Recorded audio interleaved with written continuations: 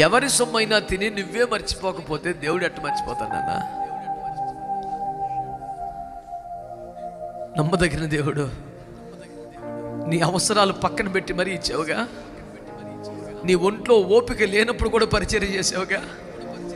నేను తినడం కన్నా ఇది దైవజనులు తినాలని పట్టుకొచ్చి పెట్టావుగా. నీ మనసులోని నా ప్రేమ, ఆ సమర్పణ మర్చిపోవటం అన్యాయస్తుడు కాదు, జ్ఞాపకం పెట్టుకుంటాడు. ఆయన ఒక్కసారి జ్ఞాపకం చేసుకుంటే 400 సంవత్సరాలు బానిసత్వం తీరిపోయింది. ఒక్కసారి జ్ఞాపకం చేసుకుంటే హిజ్కియాకి ఆయుష్ పొడిగింది.